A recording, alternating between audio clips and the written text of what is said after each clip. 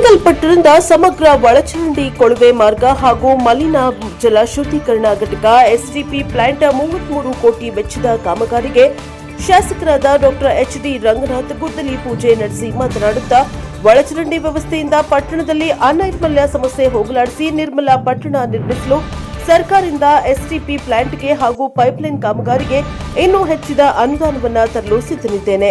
ಸ್ಥಳೀಯವಾಗಿ ಇದ್ದಂತಹ ಅಡೆತಡೆಗಳನ್ನು ನಿವಾರಿಸಿ ಇಂದು ಗುದ್ದಲಿ ಪೂಜೆ ನೆರವೇರಿಸಿ ಸಂಬಂಧಪಟ್ಟ ಅಧಿಕಾರಿಗಳು ಹಾಗೂ ಗುತ್ತಿಗೆದಾರರಿಗೆ ಕಾಮಗಾರಿ ಗುಣಮಟ್ಟದಲ್ಲಿ ಯಾವುದೇ ಕಾರಣಕ್ಕೂ ರಾಜಿ ಆಗುವುದಿಲ್ಲ ಎಂದು ಎಚ್ಚರಿಸಿದರು.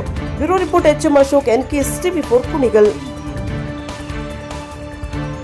ಪಟ್ಟಣದಲ್ಲಿ ಒಳಚರಂಡಿಯ ವ್ಯವಸ್ಥೆಯ ಸಮಗ್ರವಾಗಿ ಮಾಡಬೇಕು ಅಂತೇಳಿ ಭಾಳ ದಿನದ ಹಿರಿಕರ ಒಂದು ಬೇಡಿಕೆ ಇತ್ತು.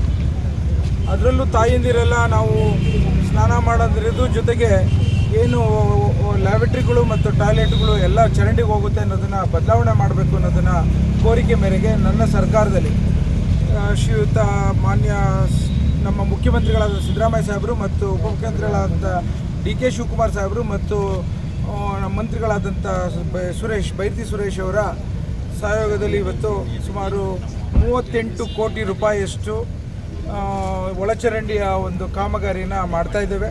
ಅದೇ ರೀತಿ ನಮ್ಮ ಪಟ್ಟಣದಲ್ಲಿ ಭಾಳಷ್ಟು ಡಾಂಬರೀಕರಣದ ಬೇಡಿಕೆ ಇತ್ತು.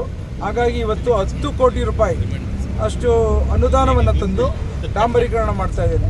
ಇವತ್ತು ಸುಮಾರು 50 ಕೋಟಿ ರೂಪಾಯಿಯಷ್ಟು ಕುಣಿಗಲ್ ಪಟ್ಟಣದಲ್ಲಿ ವಿಶೇಷವಾದಂಥ ಅನುದಾನದಲ್ಲಿ ಸಮಗ್ರವಾಗಿ ಅಭಿವೃದ್ಧಿ ಮಾಡ್ತಾ ಇರೋದೇ ಒಂದು ಸಂತೋಷ ಅಂತ ಹೇಳಲಿಕ್ಕೆ ಇಚ್ಛೆಪಡ್ತಾ ಇದ್ದೇನೆ.